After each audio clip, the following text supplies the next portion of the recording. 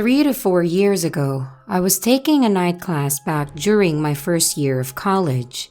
I had attended a college where night classes were more common, so I took 2 night classes a week. I would have 2 early morning classes 3 times a week, and one would be a lab. During the second week of my Monday night class, my professor had assigned us into groups for our finale. We had to research and create a PowerPoint with everything that we learned along the way. So, every 2 weeks, we would get together in class to work on it. We were also allowed to meet outside of class to work on the project too. After getting assigned into groups, there were 4 other people in my group. We had exchanged names and such, and went on our merry way. The next week, I remember this clearly because I was taking a nap and had woken up from a Facebook message. It was a guy from my night class and in my group. He had mentioned that he had a question about class, so I asked what's up. He then responded and said that he figured it out, so I didn't respond. A couple minutes later, he messaged me again asking me if I had the other group members' information so he could add them on Facebook. I figured he was going to make a group chat for us, but that never happened. The next meeting, we had agreed to meet outside of class since we never have enough time in class to finish talking. When the time came, it was only he and I who came to discuss. Instead of discussing, he started talking to me about his ex. I didn't know what to do, so I gave him advice and just listened to him while working on other assignments for other classes. After that, he started showing up at my study area. A couple weeks passed by, and I didn't really mind him coming to talk to me when he felt like he needed to vent and advice. I was used to it. So, one night in my Wednesday night class, I received a message from him. He had asked me to grab dinner with him. I had told him that I couldn't because I was in class and that I had plans after class. He said, "Oh, come on, it's just dinner. I have no one to eat with." And I simply said, "No, I have stuff to do after class." But he wouldn't budge and kept saying I was making excuses, saying that I had plans and such because I didn't want to go out and grab dinner with him. And truthfully, I didn't want to go, but I had family in the hospital and it was my only time to go see them. After denying him, I stopped showing up to class because I was creeped out. He would always sit with me in class and he would always ask me to grab lunch and dinner with him. He would be very pushy even when I told him that I had to study or that I had plans. After some time, he would message me and tell me that he knew where my mom worked. I would ask how, and he would say he saw someone who looked like me but much older. But he was in fact correct because that was my mom. A week after he messaged me about finding where my mom worked, he had bumped into each other while my mom and I were at Cubs picking up some last-minute stuff for dinner. My mom had asked who the man was and I told her, "Just a dude from class. He really creeps me out." And she would be pushy, also about dating him and giving him a chance because he was handsome. I told her I felt uncomfortable, that I didn't want to talk about it anymore. At this point, it was the end of the semester, and we had about 2 weeks left, and I still hadn't gone back to Monday night class. I was for sure creeped out at this point. Non-stop messages and non-stop trying to grab food together, even after I had said no multiple times. This one morning, I'd walked out of my morning class and noticed his backpack on the floor by the stairs. He had been sitting there by himself. So I slowly backed away and went through the back stairway. My anxiety was so high, and I walked away from campus and called my cousin to come and get me because my mom had driven me to school that morning. After telling my cousin about him, I was advised to transfer and file a report. which I didn't file a report because I stopped seeing him around after I blocked him everywhere. 2 years ago, I had joined a group at a different university where we performed to a live audience. I had stopped going out to these things because I was scared of seeing him. But after some time, I figured it was safe to go since my sister and I would be together. I had also started dating someone who's currently my ex now, and while we were performing at a college, I noticed a familiar face in the crowd watching me. I wasn't wearing my glasses, so I couldn't really tell. But I was singing at the far right, and from the corner of my eye, I could see him just staring at me. So after I got off the stage, I told my lead that I didn't feel safe. I then told my sister and my ex-boyfriend. I was around all my friends, so I felt safer than I did when I was alone. I thought I was safe, but as I walked back into the room to grab my jacket, he started walking towards me, staring at me. So I turned around, and I hid it till this day. I don't wear these heels anymore, but I tripped, and surprisingly, my ex-boyfriend was right behind me. He caught me and asked where I was going. He told me that since there was someone stalking me there, I shouldn't go do stuff alone in case something happened. He pulled me to the side and covered me till the man passed by. A few months after the incident, he surprisingly applied to go to the spring retreat for the student organization that I was part of. He tried adding me on Instagram, but I'm so glad that I decided not to go to the retreat. It would have been a horrible 3 days of my life. So, to that weird guy, let's not meet again.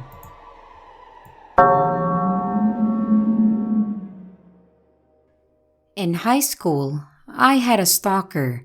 Here's the story. I'll try to keep it concise, but there's a lot of information for sure. I was 16 and we met on Facebook.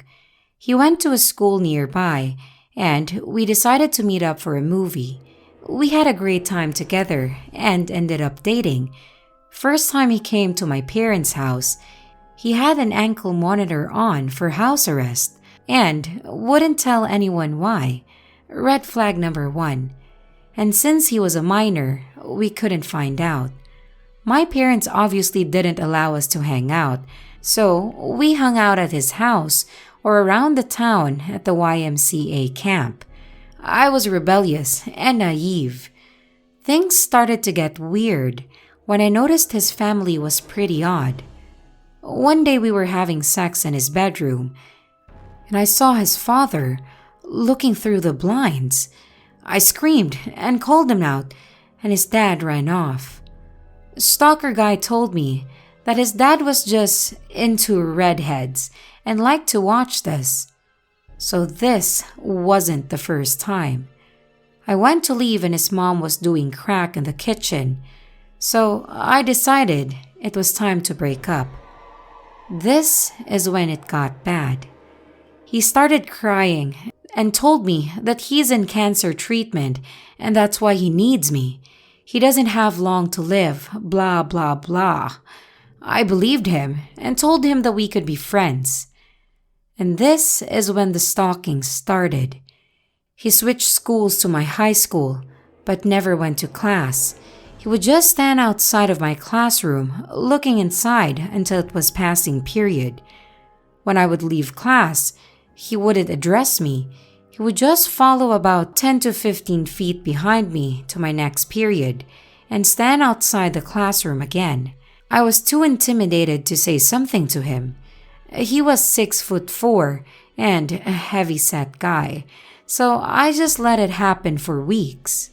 It started to progress to where he would follow me home every day.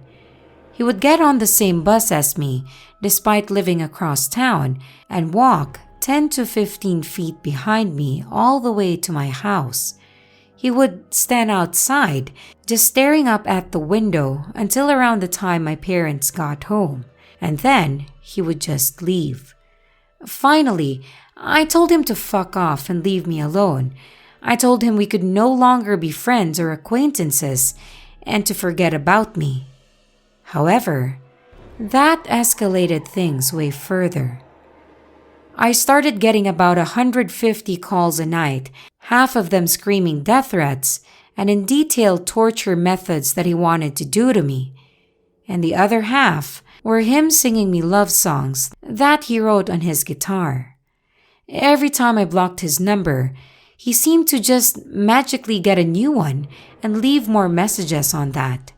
I woke up one day to see that overnight, he had left me one of those dancing or singing snowmen on my porch.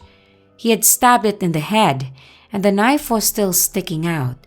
He covered it in his liquid deodorant that I had previously mentioned liking the smell of, and I noticed there was a hole where the little song recording device was. When I pressed the hand, it was not the regular Frosty the Snowman song that played. It was his voice, singing eerily, "I'm going to have you forever, and I'm never going to let you be." I was done at this point and told my parents, who contacted the school. They suspended him, but he still waited at my bus stop every day and walked to my home with me. One day he ran at me, like he was going to tackle me.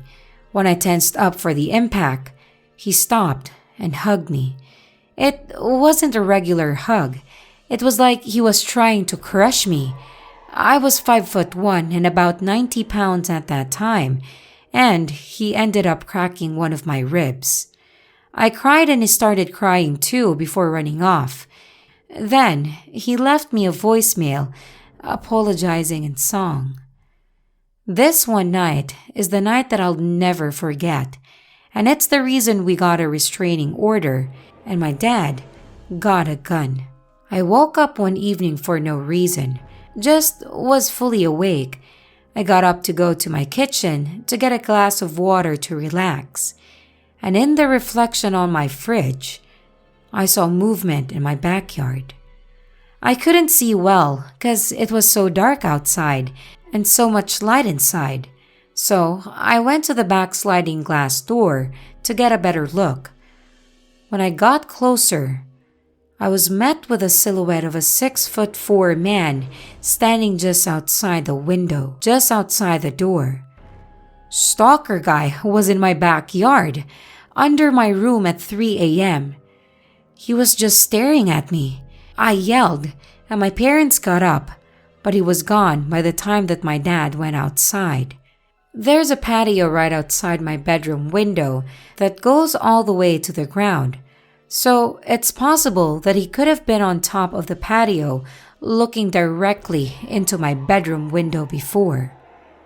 We got a restraining order granted shortly after that, and Stalker Guy dropped out of school. I haven't seen him since in person, but every 6 months or so, he makes a new Facebook and tries to friend request me. I just block it and report it every time. Ugh, scary stuff. You'll ever heard of that myth that if you wake up in the middle of the night for no reason, there's likely something looking at you? Well, maybe it's true. I don't know what he's doing right now or where he went, but I don't care to know. So let's not meet ever again.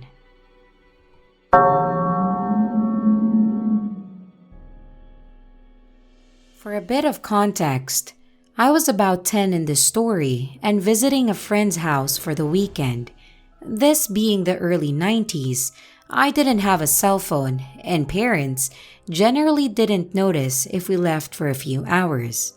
My friend was about 11 or 12 and a bit more mature than me, seeing as she was older. So one night, I was over at her house, which I could usually bike to, and I usually did every other weekend. My parents knew hers and said that it was fine, as long as it was fine for her parents. I remember she had to beg her parents to let me stay over one weekend because her grandpa and a friend of his were coming that weekend and were planning to stay for a long time. And since I was a bit of a troublemaker, I guess they didn't want me near that fragile old man. As I was biking over, I remember her meeting me about halfway, which was around 15 minutes away from both of our houses. We got off our bikes and hugged each other. Being young, this was fun for us, riding our bikes to meet up with friends without any sort of adult figure around. It was almost like an adventure. As we hugged, I remember her whispering something to me that we thought was funny, and we were both laughing about it until she saw someone who was seemingly watching us.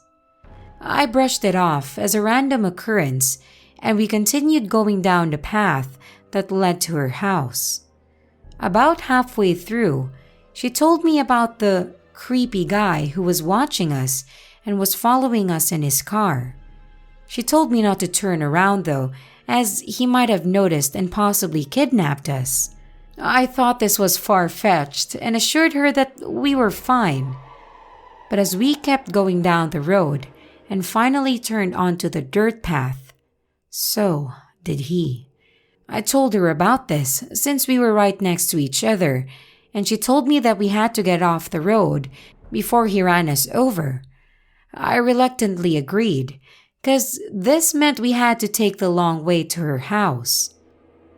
But as we trailed off into the grass on the side of this path, he moved closer and closer to us in his dusty old green pickup truck.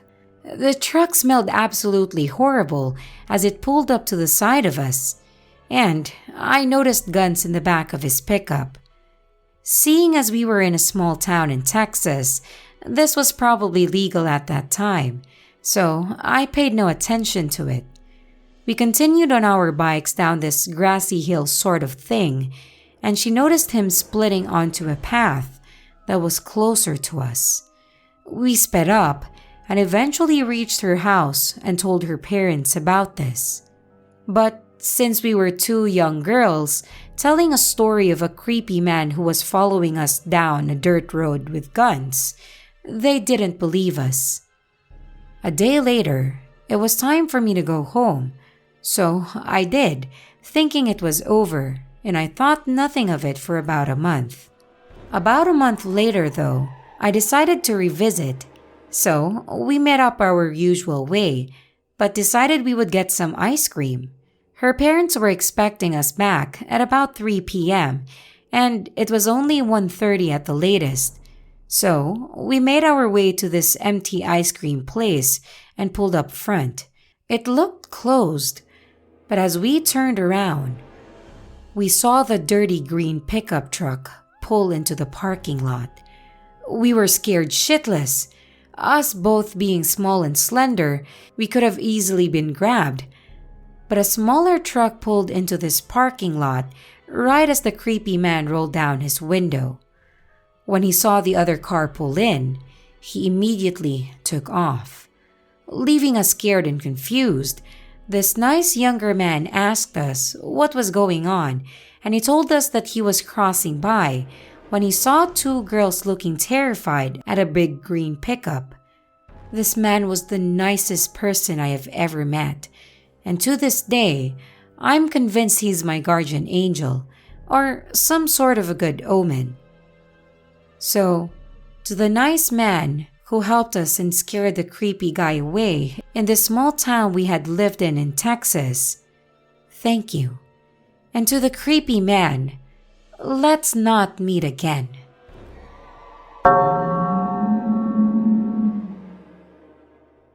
I've never posted here, and I've lurked and heard the stories for years, but never posted. This story isn't really all that intense, but it's one of many that I have, and I figured that I'd start smaller. I used to live in a real rough area. I'm talking a super low-income apartment complex in southeastern Tennessee that had been raided by DTF. It's a local police thing, a drug task force, and cleared out multiple times in the past. The apartment complex was pretty spread out with a lot of roads linking them all together.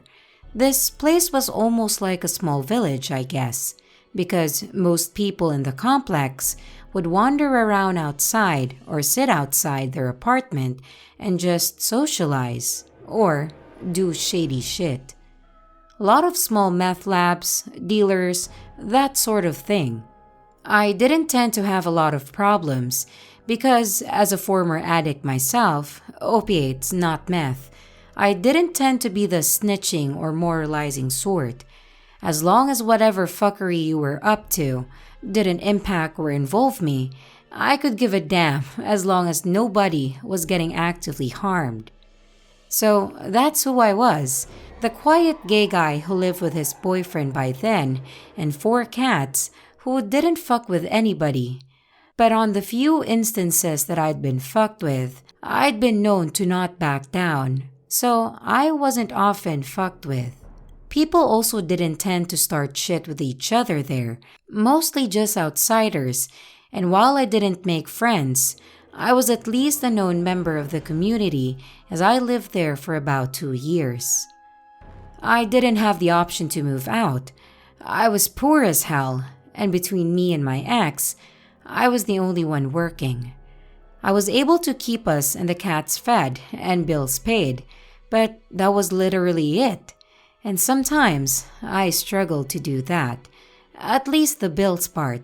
I can't say any of us ever went hungry, even if what we were eating was very low bar. I drove a shitty old 2001 Jeep Grand Cherokee at that time. This was the sort of vehicle that every time you got in and turned the key, you'd usher a small silent prayer to gods that you didn't believe in, hoping this wouldn't be the day it finally stopped starting. The vehicle had a ton of problems, some of which I'd managed to fix on my own, others not so much.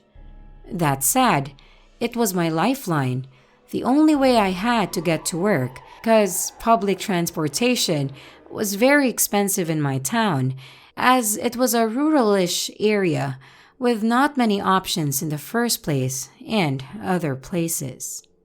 I'm not quite sure how this happened, but somehow, word got out that I was trying to sell my Jeep. This was obviously not true, because I needed the thing, and I knew it wasn't worth enough to sell in order to assure that I could buy another vehicle. Nonetheless, I started having people approach me about it, offering me painfully low sums of money, like $100 and shit like that, before I turned them away.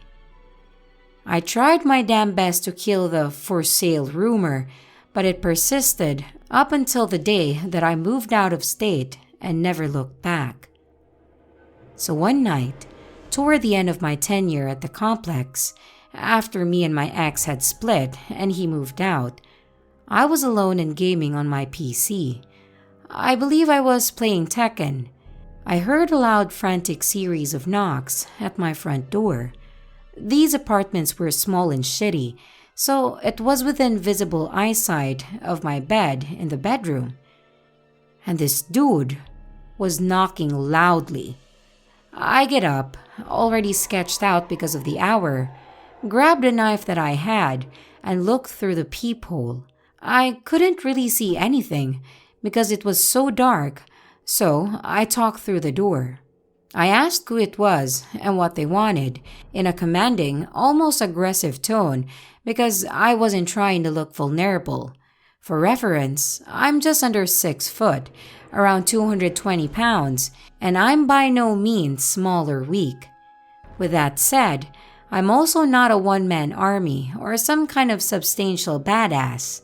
I'm as human as anyone else, and I'm not one to run away from a fight, but I'm not the idiot sort to run toward them. At least, not anymore either.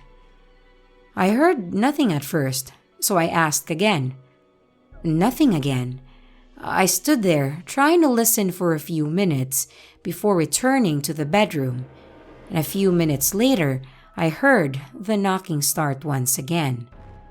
This time, I went to my window to see if I could see anyone outside at all, and I saw several shadows lurking near my Jeep parked just outside. Now, at this point, I was worried that they were going to try to break into it. That would be real easy, considering the back window was out and covered by tape and bags. Or steal it. So this time, I actually opened the door. Standing in the little alley or hall thing in front of my door, the complex had 4 doors in each building, but I lived alone in that unit, and it was the last unit on the hill before hitting grass and a hill. So the thought that someone nearby might join up with me if shit hit the fan was non-existent, so I was very on edge. What I saw was a group of 3 individuals.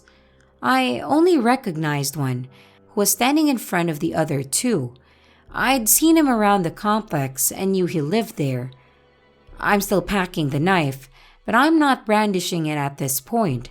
I ask again what he wants and what the hell these people are doing, knocking on my door at 1 a.m. and lingering around my Jeep.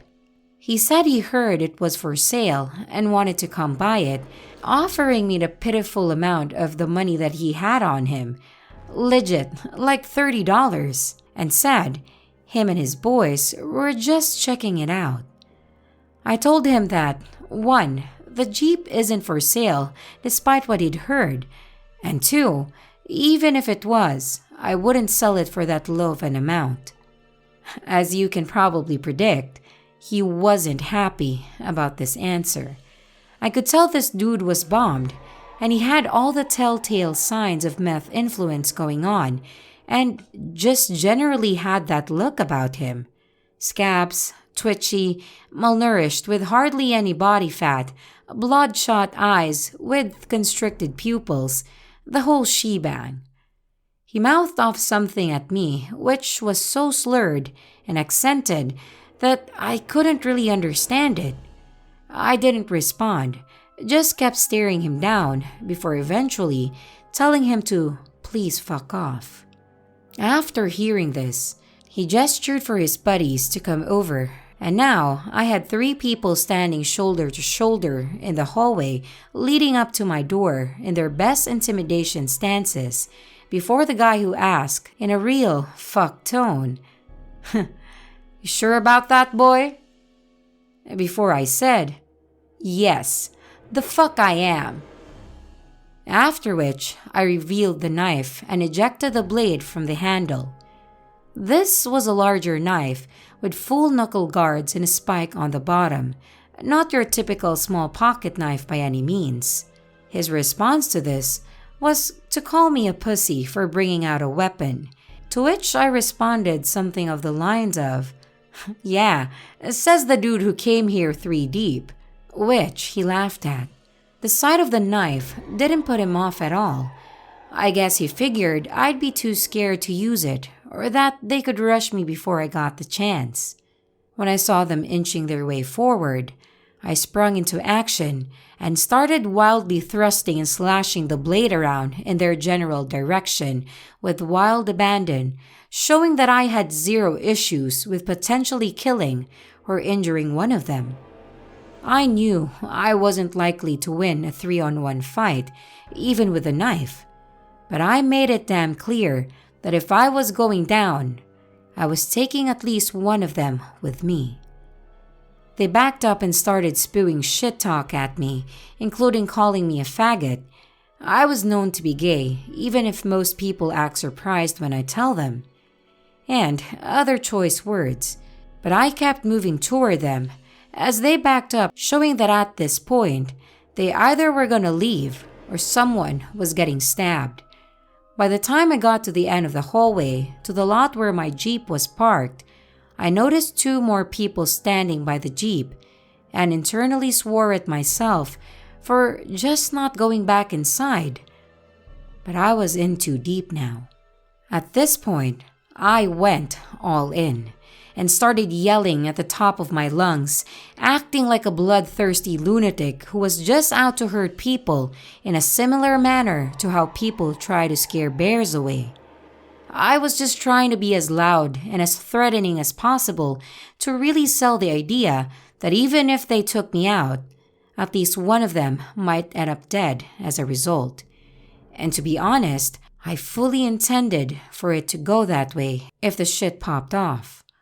One of the guys by my Jeep then brandished what looked like to be a piece of wood at me as a threat, to which I had the quick wit to respond to by saying, "Swing that at me, and I'll shove this knife so far up your ass, you'll wish you brought a better weapon." Which I remember specifically because one of the other guys thought that that was the funniest shit in the world and then started laughing. Not in a "you won't do it" sort of way, but in a manner that seemed like I was genuinely entertaining him. I was so hyped on adrenaline, my response to this was to slash at him, as he was one of the closer ones to me, at which he swore at me before running off, and all the rest followed suit.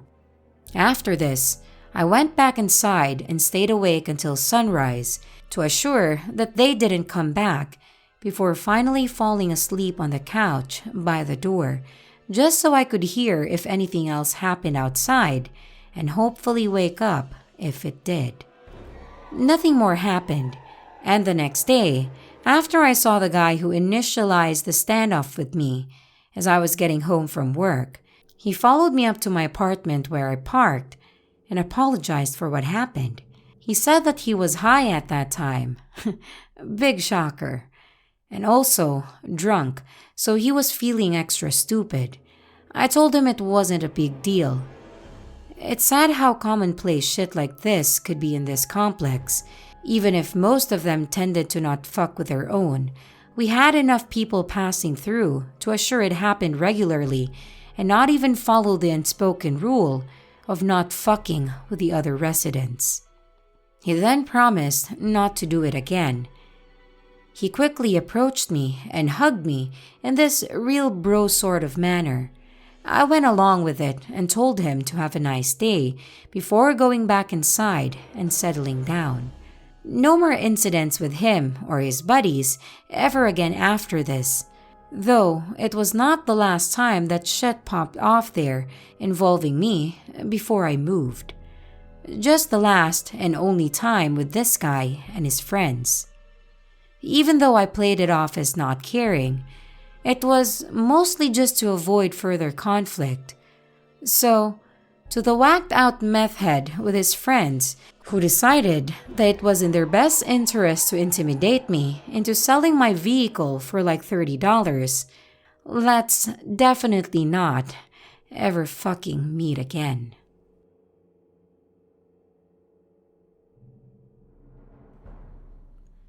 Hi, thanks for watching the video. I really appreciate it.